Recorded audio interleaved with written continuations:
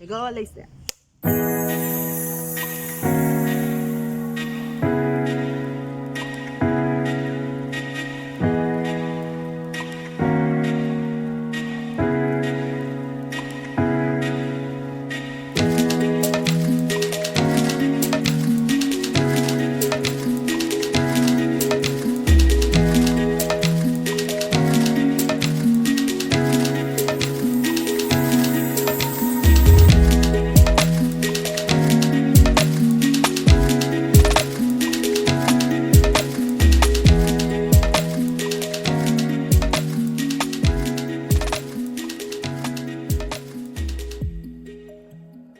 Bien, pues estamos en este bello día, ¿verdad? En este lugar que es el Parque de San Román, aquí en Campeche, y estamos con nuestra amiga Yaneli Ordóñez. Entonces vamos a platicar un poquito con ella acerca de este interesante mundo de la historia.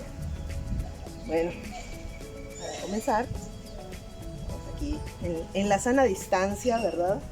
Platicando un poco de nuestras experiencias en este ámbito de la historia, pero primero pues aquí Yaneli, cuéntanos a las personas que pues nos están viendo, a mis amigos que les mando un saludo, que pues nos han estado apoyando con este proyecto, un poquito qué es lo que has trabajado, qué es lo que has hecho, porque les comento, ¿verdad? Fuimos compañeras en la licenciatura, por eso tengo a bien invitarle en este primer programa.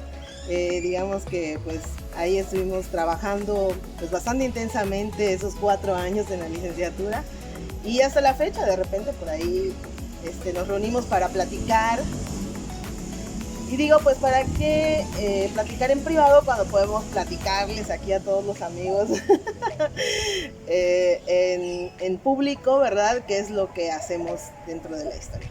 Yaneli. Hola a todos, muchas gracias Sara por la invitación, y como bien saben, pues Sara es mi amiga y también es una colega porque es historiadora también. En realidad nos conocimos en la licenciatura, bueno, desde la generación del 2004. No vamos a decir en qué año. Bueno, está bien, bueno, porque desde el 2004, ya son muchos años que nos conocemos y nos llevamos, y ahí tuve el gusto de conocer a muchas personas, y con el pasar pues, del tiempo, pues ya además de ser evidentemente colegas en el campo, pues ahora somos muy buenas amigas. Como pues ya le había comentado Sara, mi nombre es Yaneli Ordóñez. Yo soy maestra en Historia de México por la Universidad de Guadalajara. Ahí hice mi maestría, pero mi formación fue en la Universidad Autónoma de Campeche. La verdad, comentar que el proceso de elegir una carrera no fue nada fácil para mí. No todos saben, pero de aquí aprovecho a comentarles que en realidad no era mi intención estudiar historia. Sí, tenemos que comentar esto porque yo igual les decía desde este primer video que, bueno, estudié historia, pero en realidad, y amo la historia, yo creo que amamos la historia, pero pues tampoco fue mi primera opción.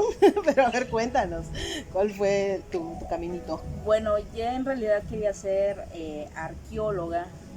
De hecho, me postulé para la UADY. Evidentemente no quedé, o sea, y para no perder, ahora sí, para no perder, digamos, el año, decidí entrar al área de historia, y yo creo que fue la mejor elección. La verdad, me enamoré de lo que es la historia. De aquí sí, un poco luchando con la cuestión tradicional de la familia. La familia realmente no quería que yo estudiara una carrera en ese campo y en esa área, porque entonces me dicen, bueno, ¿y tú para qué historia, no? Como con la cuestión del título, ¿para qué historia? No, ¿para qué historia? Pues en realidad a mí siempre me ha gustado desde niña, ¿no? La cuestión de la lectura. Siempre me ha estado, siempre desde niña estaba, dice mi mamá que era agarrar los libros o los periódicos y estar viéndolos. Así que yo creo que es algo que también ya pues yo creo que ya traía de niña. Evidentemente no querían que agarrara un área más que de contaduría, ya saben, las mismas formaciones académicas de siempre.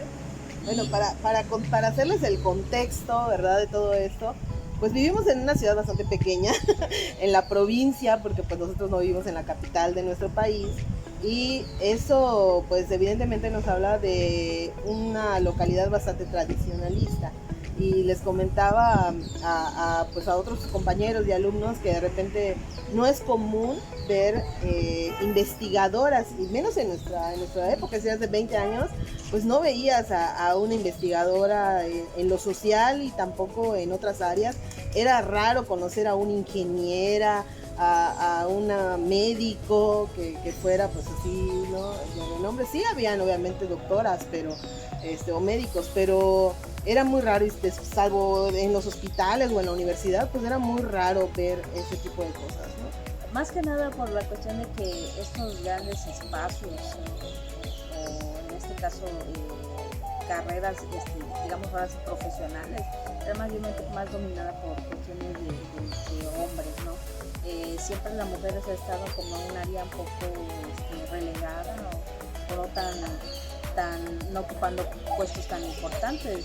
Yo recuerdo que a lo mucho que una mujer podría llegar era a labores de secretariado, Sí. e incluso maestras, pero maestras de niveles inferiores, ¿no? Pero bueno, me decidí por la historia, y en este caso yo creo que en el ambiente en donde me crecí, pues también hubieron, creo yo que me gustó más es ver a mi campo, ahora sí, a mujeres y más que nada investigadoras.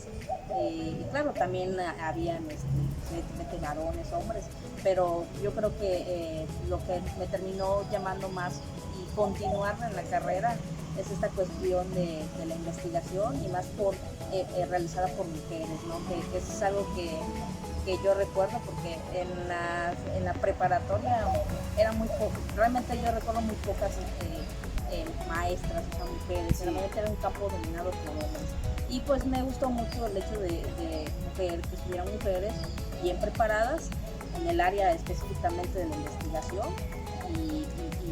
y la verdad pues temas muy interesantes, y ahorita yo ya no sé cómo esté la licenciatura o qué maestros imparten, pero esperemos que sigan habiendo profesoras investigadoras, ¿no? No, sí, de hecho, pues digamos que lo más renombrado, ¿verdad? de nuestra facultad, pues finalmente son mujeres, la coordinadora es mujer, pero sí, sí había como que este ámbito, ¿no? De hecho, por ejemplo, en mi casa también hay profesionistas, mi familia, muchos son profesionistas, son las mejores profesionistas, pero son maestras, abogados, o sea, como profesiones que estaban destinadas para las mujeres. Incluso a mi prima, cuando iba a estudiar abogacía, le decían, es que eso de los abogados es para hombres, ¿no?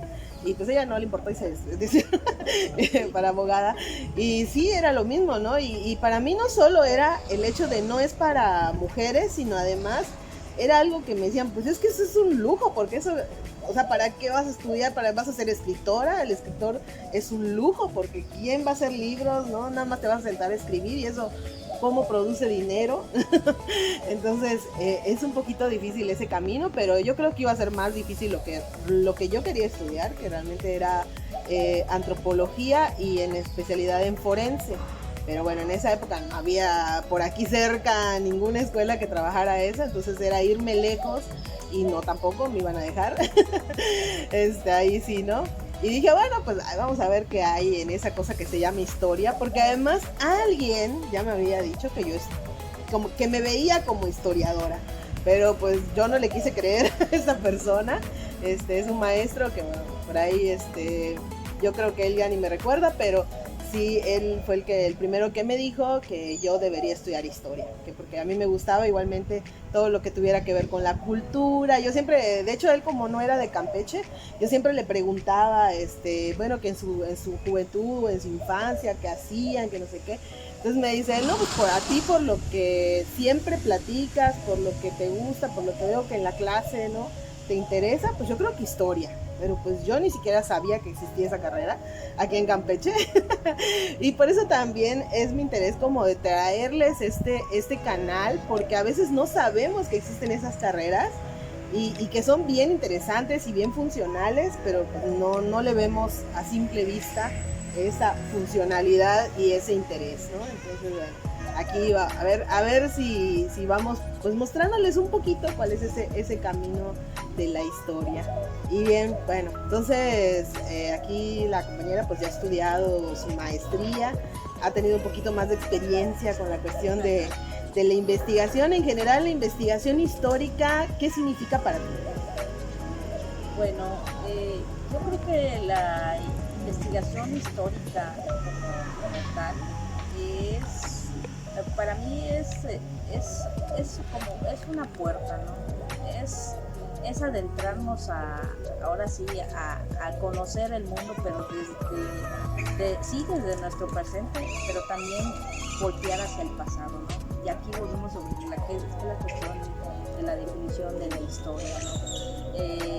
No podemos entender nuestro actuar o nuestra actualidad como tal si no buscamos hacia el pasado.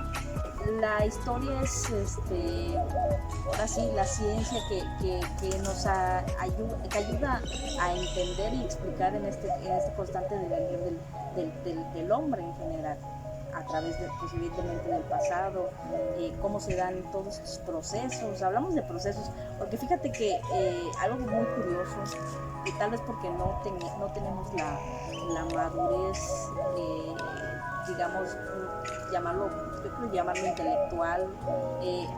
A mí me pasaba mucho que cuestiones porque la historia no es simplemente, sí es cierto, usamos la cuestión narrativa, pero no es solamente narrar, tiene su metodología y tiene sus conceptos, es como toda ciencia. Y yo creo que yo sí, de manera muy personal, a mí sí me llamó el mundo, pero a la vez sí sentí un poco de temor porque habían lecturas cuestiones teóricas, y yo dije, bueno, ¿y esto cómo se relaciona con la historia, ¿no? Pero te vas dando cuenta ya con el pasar del tiempo y evidentemente ya en la práctica ya profesional, que tiene que ver mucho. O sea, no es sí, qué aburrido, ¿no? Entonces, no, es que el libro de historia es muy aburrido, solamente tiene datos, fechas, nombres, y ahí se acabó, pero no, en realidad hay toda una cuestión teórica, metodológica para llegar a una explicación narrativa, porque al fin de cuentas eso es la historia, y es una explicación propiamente narrativa, que ha variado mucho la forma de hacerse, cierto, antes nos aburríamos con datos nada más, fechas, y solamente enfocando en ciertos temas que eran como la cuestión ahora sí la historia digamos de las primeras cúpulas, ya no tanta como historia política, ¿no? Que se enfocaba más a las cuestiones de personas que representaban la historia oficial, y ahora no, hay otros tipos de vertientes, ¿no? Y no, el chisme es mucho más interesante. Que también hay chismes también muy interesantes de la clase política, esta narrativa, pero sí, por ahí vamos. Este eterno dilema que además siempre les comento a mis alumnos, que es ¿para qué queremos el pasado, no? Como bien comentabas, decir, bueno, pero si eso ya pasó hace 200 años, ¿no? ¿Qué nos interesa ahora? Bueno, si a mí de repente no se cocina el pibipollo el día 2 de noviembre, yo digo que los aluches me están dando travesura, ¿no? Entonces, todo ese tipo de pensamientos que venimos arrastrando, o como por ejemplo, que comentábamos al inicio, de darle un género a los oficios, ¿no? Que en nuestra comunidad todavía es bastante fuerte, de decir, pero es que eso es un trabajo para hombres, ¿no? Todo eso tiene un trasfondo de hace 100, 200 o 300 años, que necesitamos conocer para poder erradicarlo, o para poder cambiarlo, o para poder conocerlo simplemente. Claro,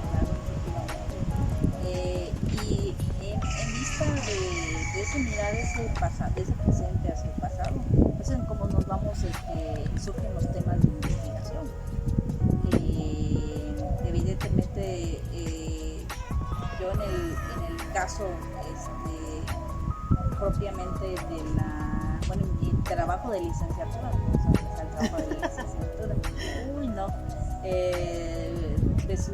me aboqué a la cuestión sobre la moral, hablar sobre la moral. Mi trabajo fue en este proceso de transición de una moral cristiana a una moral laica en la segunda mitad del siglo XIX. Ahí ya pude comprender un poco esta cuestión de los procesos, de este proceso de secularización, de esta cuestión de por qué la escuela debería ser libre, gratuita y laica, no religión. Por qué ahí surgen estas cuestiones en este caso temas como el civismo. Yo recuerdo la cuestión del libro de cívica, ¿no? Porque en la escuela nos teníamos una materia que se llamaba civismo, cívica y ética, porque el origen ahora sí de los símbolos patrios, todo, ¿no? Uno ya con el pasar del tiempo pues te vas dando cuenta, ¿no? Porque tiene su razón de ser, y es justamente lo que la historia nos enseña, la razón de ser de ciertas cosas. Que además nuestra sociedad vive en la más doble moral que podamos existir. Porque se supone que además que la educación es laica, pero que no nos quiten nuestras vacaciones de diciembre ni las vacaciones de Semana Santa, ¿verdad? Porque son sagradas. Entonces, todavía estamos como que en ese proceso de asimilar qué tan laica es la educación, ¿no? Y también qué tanto el sistema, en este caso, o el gobierno, nos pueden proveer de esos valores que, bueno, ya no van a ser valores religiosos, pero sí va a tener que tener valores cívicos, porque al final de cuentas la iglesia ya no nos dice que es pecado matar al prójimo, pero sí las leyes nos van a decir que es pecado atentar contra la vida de los demás, ¿no? Entonces, ¿cómo vamos a cambiar esa moralidad, ¿no? Que yo creo que al final de cuentas seguimos pensando, y nuestro gobierno actual yo creo que es el mejor ejemplo, ¿no? Cuando nos dicen que los delincuentes tienen mamá y tienen que obedecer y no sé qué, ¿no? Y casi nos dicen que es pecado, entonces no. Ahí viene un poquito todo esto de que nos dicen que el pueblo que no conoce su historia está condenado a repetirla, ¿no? Ahí volvemos a las cuestiones morales religiosas. Al final de cuentas, pues es algo que es parte de nosotros, ¿no? Como mexicanos, sí, pero hablamos de una cuestión meramente cultural, ¿no? No podemos desligarnos de esa parte religiosa que siempre ha imperado. Antiguamente todo era marcado tipos de iglesia, ¿no? Y ya evidentemente con esta separación entre el Estado y la iglesia, pues ahora el Estado intenta crear programas ahora sí paralelos a la iglesia, y evidentemente que la sociedad los vaya acogiendo. Y pues sí, se echaron en marcha, pero tampoco la sociedad como tal se desvirtuó de lo que era también para ellos muy importante. Seguimos así como una mezcla donde impera así esta cuestión nueva, moderna, porque eso fue también parte del laicismo, esta cuestión de una sociedad moderna, tiene que ser laica, pero al final de cuentas también va en parte también ligada a nuestra tradición, ¿no? Una tradición que al final de cuentas se moldea de acuerdo al tiempo y al espacio presente, ¿no? O sea, no es algo completamente original.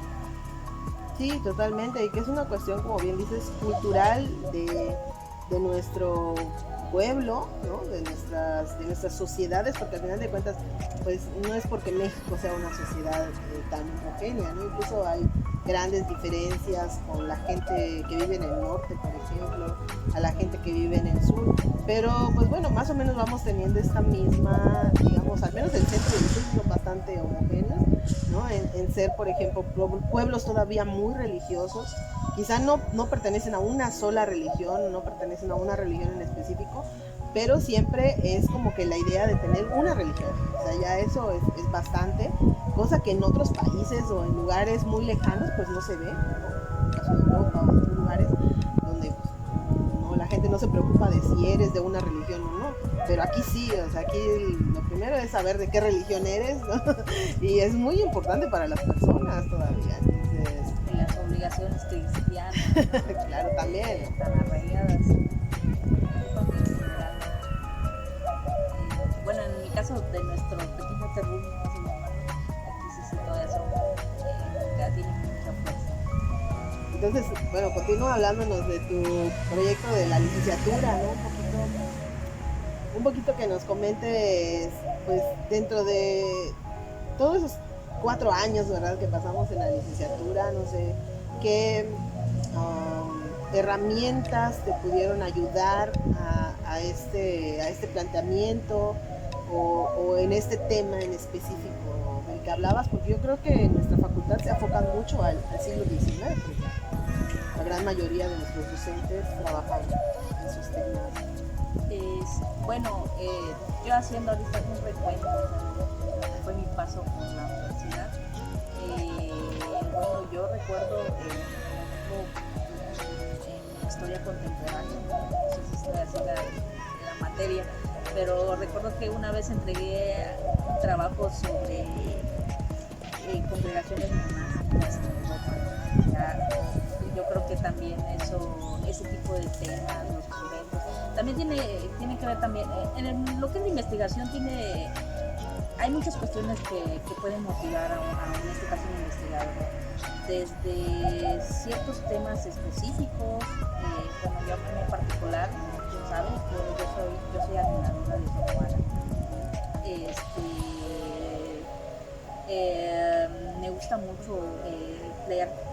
Bueno, decía yo cuando, ahorita leo cuando puedo y realmente tengo un espacio, ¿no? Pero antes buscaba siempre cualquier momento, ¿no?, de la semana para leer algún que otro poema, ¿no?, investigaciones recientes. Y a la par también de mi formación, yo también crecí en una familia muy tradicional, en donde pues era los fines de semana ir a la iglesia, el catecismo. Todo eso influye en una cuestión, influye también mucho en los temas que al final de cuentas nos llaman.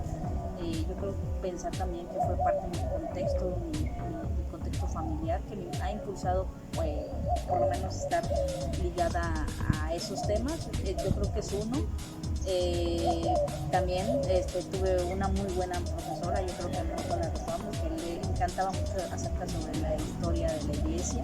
Aprendimos mucho con ella. Y bueno, es con ella, precisamente en su clase de ella, donde pues terminé ya de hablar sobre esta búsqueda de un tema como tal. No es fácil, yo eso sí quiero plantearlo, porque me dicen, sí, es que historia, no les voy a mentir, yo sí que se los digo a mis alumnos, en historia siempre es la cuestión de lectura, y si no les gusta la lectura y tampoco comprenden lo que están leyendo. No, bueno, yo siento que más allá de la lectura, que también obviamente es difícil, ¿no? Porque tienes que tener pues cierto entrenamiento, sobre todo que en la educación básica pues no es tanta la cuestión de estar leyendo constantemente. Aquí tienes que aventarte varios libros al día, entonces sí es un poquito pesado, pero yo creo, al menos lo más difícil para mí fue aventarme a escribir. Yo siento que ese es el mayor reto, y lo que yo siempre trato de trabajar con muchos de mis alumnos. Hemos hecho varios encuentros y círculos de escritura más que de lectura, porque creo que es la parte más difícil hasta la fecha. De repente cuando empiezo a escribir algún texto para investigación, para empezar me cuesta mucho empezar, y segundo, una vez que lo escribo, lo releo y lo vuelvo a leer, y me cuesta todavía decir, voy a darlo a alguien a que lo lea, ¿no? O voy a publicarlo, o voy a inscribirme a tal encuentro de investigadores, porque sí, todavía como que esa idea, ¿no?, de que necesito mejorarlo y corregirlo y todo eso. Sí, yo también coincido mucho también en esa parte de la escritura, es decir, no solamente evidentemente leer, te tiene que gustar la lectura, tener saber comprender analizar lo que estás leyendo y como dice Sara, lo más importante es el momento ahora sí de sentarte, cómo estructurar tus ideas, más que nada es eso. Yo creo que a todos nos ha costado, a mí me cuesta todavía también, pues es que se supone que es algo que ya debemos de dominarnos por el nivel académico que tenemos, pero pues la realidad es que, bueno, a mí sí también se me complica. De hecho, yo después de un tiempo ya terminé la maestría, me dicen, es que tú hablas y escribes como en pasado. Y es así como que otra vez, bueno, te reajustas de nuevo. Y ahora, después de que dejas un tantito la cuestión de investigación, luego te vuelve a costar otra vez escribir. Ahora sí, en el pasado. Sí, es algo muy importante el tener, evidentemente hay muchos métodos. Yo recuerdo a un compañero en la maestría que nos sorprendía su capacidad de escritura, y él nos decía, no, pues es que mi método es, por ejemplo, yo pongo me siento en la computadora, en una pantalla Word, y hago como pequeños apartados, ¿no? Y escribo la idea principal, o sea, escribo el título apartado y solamente en ese título me enfoco, ¿no? Va escribiendo y va por apartado, y así hasta tener ya un cuerpo, un texto, y suena bien. Fíjate que yo también dije, bueno, deberíamos intentarlo, se ve fácil, a ver qué tal. A ver cómo nos va. Yo soy de la antigua, me siento ahí en la computadora y estoy esperando así como que la idea salga. Ya cuando yo también digo que aquí es algo muy importante también tener en los momentos de la escritura, ¿no? Porque muchos me dicen, no, pues que a mí me gusta escribir de noche, ¿no? Bueno, pues tienes que escribir en la noche, otros a las no. 3 de la mañana. A las 3 de la mañana con música, y también tiene que ver la cuestión del ambiente, ¿no? Bueno, en mi caso no. En mi caso, bueno, yo creo que tengo así como que dos vertientes, ¿no? En mí es ya temprano en la mañana me levanto, me siento. De hecho, yo no apago mi computadora, no trabajo y ya. Listo, sí, así cuando me levanto tengo las ideas frescas y me pongo a escribir, ¿no? Igual en las tardes, digo, también es cuando te nace escribir, porque de nada sirve también sentarte a escribir, no tienes ganas de hacerlo. Pues en mi caso yo tan así de noche, así que a mí mi mamá siempre me lo dice, es culpa de que tan así de noche, ya todo de noche y de madrugada. Le digo, es como se sientan, un ambiente cómodo. Si ustedes son más nocturnos, se siente más con la libertad, porque no hay nadie que esté haciendo ruido, etcétera. Ya es cada quien el estilo, ¿no? Tenemos otros estilos muy diferentes, otras maneras, más tal vez maneras de redactar, pero bueno, eso pues se va puliendo con la práctica, ¿no? Y eso sí es constante, práctica. Yo admiro mucho las personas que siempre están en publicaciones constantes, ¿no? Yo la verdad, yo no soy así, o sea, de hecho ha sido todo un rollazo buscar nuevos proyectos de investigación, porque yo siempre digo, para ser un investigador siempre debe haber algo que te motive a hacer, a investigar, a hacer el esfuerzo de investigar, porque la investigación es un gran esfuerzo, no es un horario que te sientas, un horario definido, o sea, no, es, ok, terminas tus labores cotidianas y te sigues con tus 8 horas más. Y no solo físico, sino logístico, porque si tienes que ir a algún archivo, si tienes que hacer alguna entrevista, también es un esfuerzo económico, porque también de repente hay que sacar de la bolsa, ¿verdad?, para ciertas cosas. Entonces, es un esfuerzo en todos los sentidos. Y sí, totalmente. De hecho, yo últimamente le comentaba, por ejemplo, a Rodrigo, compañero ahí, le mandamos saludos, porque, o sea, escribe su más reciente libro, que además es súper interesante, ya por ahí le voy avanzando, si quieren, pues ahí me dejan el comentario si lo quieren, que les resuma un poquito, porque me llega un libro como de 700 páginas y yo digo, ¿en qué momento escribiste esto, Rodrigo? Sí. Yo con trabajo pues escribí 10 páginas de una investigación, entonces así yo soy la chica condensadora, porque yo todo así te lo escribo en bien poquitas páginas, pero no, también me admira mucho los compañeros que pues pueden hacer todos esos trabajos, que pueden escribir de esta manera, y además es uno de otros libros que ha sacado, porque también ha publicado otras cosas, y todavía estamos bastante jóvenes, ¿no? Somos personas jóvenes todavía, y pues ya tener toda esa producción, porque además ha hecho otras investigaciones y siempre anda dando conferencias de sus investigaciones.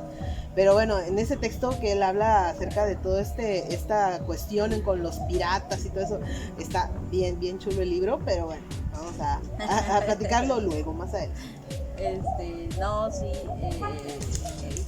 yo no lo he leído, no he leído el libro, sé que se publicó aquí en Campeche, algo así. No, bueno, él está ahorita ahí por el centro de la República, pero yo al menos, yo se lo tuve que pedir para que él me lo compró y me lo envió, porque pues no, yo no tenía forma, y luego ahorita con la pandemia pues menos, no podemos estar saliendo, entonces me tuvo que llegar por paquetería el libro, pero sí, ahí por ahí lo vamos a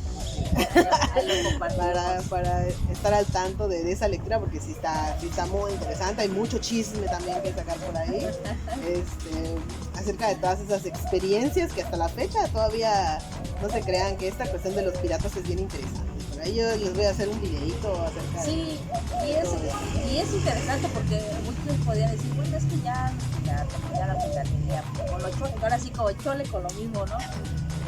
Pero no, o sea, realmente... Pero seguimos tomando mojitos, por ejemplo, que es un invento pirático, entonces... mira. Bueno, por ahí. Eso no lo sabía. Ahorita vamos a ir por los mojitos. Ahorita nos vamos por los mojitos. Para entrar en el ambiente pirático. Y sobre todo en la muralla. Así es. Pero bueno, ya para dar así como que el toque final a esta entrevista, que ya nos comentaste que Sor Juana Inés es tu personaje favorito, entonces, ¿por qué es tu personaje favorito? Bueno, a mí, bueno, no sé si es también por la manera en cómo siempre la presentan, ¿no? Pero siempre la presentan como una mujer mágica, que es evidentemente intelectual, que desde su escritura, pues, se postuló y se hizo dar a conocer, ¿no?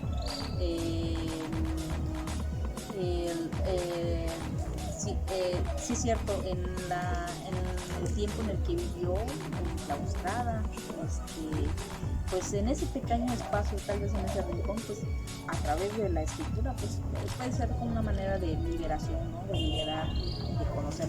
Y fuera de todo, por lo que se ha escrito, por las nuevas cuestiones de Sor Juana, porque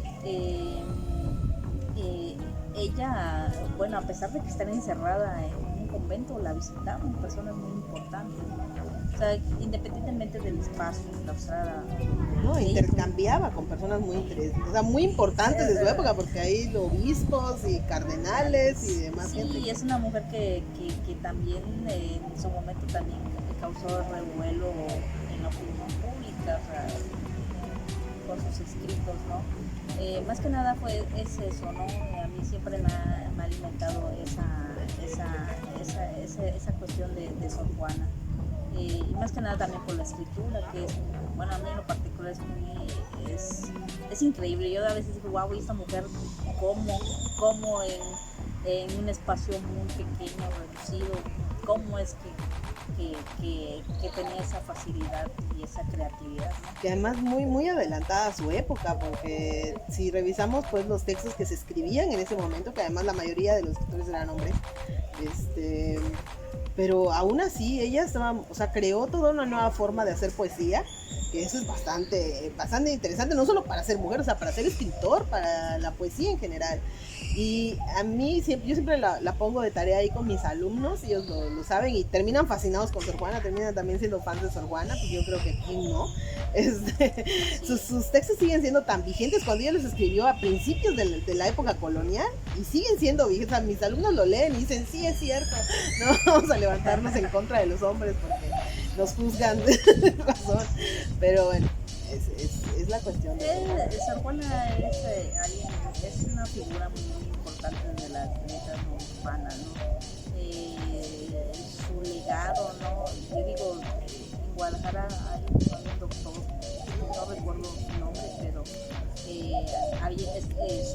su estudio, o estaba buscando su árbol genealógico, pero llegó a la conclusión que no era Sor Juana de Asbaje, sino de Azuaje, ¿no? Que viene de un linaje muy antiguo, de una colonia de las Antillas.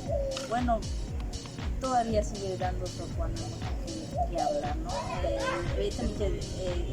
Muchos hay también que decir, no seguían por la casa real y que sus amoríos con la virreina, eso, la verdad es no, léanse lo que le escribe, por ejemplo, era cardenal, creo, ¿no?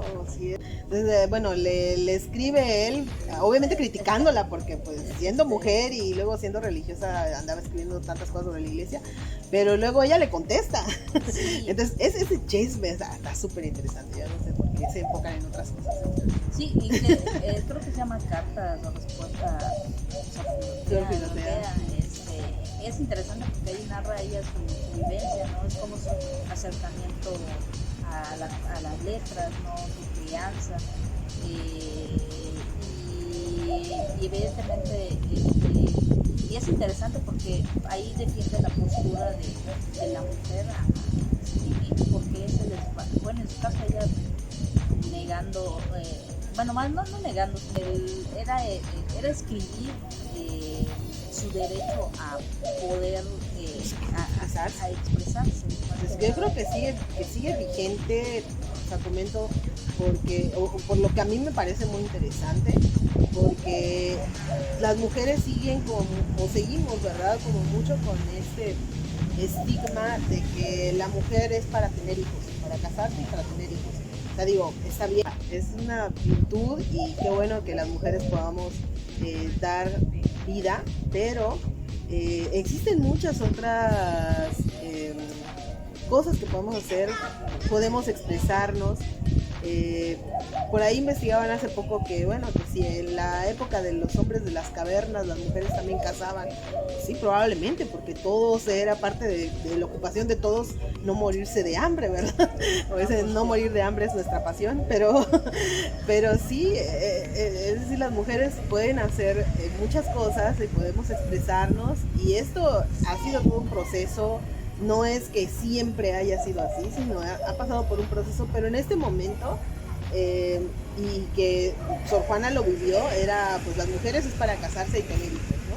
Y entonces ella decía, no, porque yo quiero leer y escribir. Entonces ahí venía ese dilema. Que la opción es nada, bueno, para aquellas que no tenían esa vida, ¿no? De su mamá, de esposa, madre, pues era ir a un convento, pero que al final de cuentas los conventos se convirtieron en un espacio en donde pues ellas podían hasta cierto punto, tenían cierta libertad y autonomía. Bueno, pues entonces, muchas gracias a Yaneli, y por ahí déjenos sus comentarios, y también pues si nos gusta mucho, pues ahí tendremos una segunda parte también aquí con Yaneli para seguir platicando acerca de la investigación, para que nos siga platicando de algún tema en específico que pues a ella le ha interesado mucho trabajar, y podamos continuar con esta charla. Así que pues nos vamos por el momento y vamos a seguir pues trabajando con la historia. De hecho todavía seguimos, hay muchas cosas que hablar, claro que sí, será un placer. Y muchos lugares bonitos que visitar de Campeche, así que vamos a estar en otros lugares. Ahí.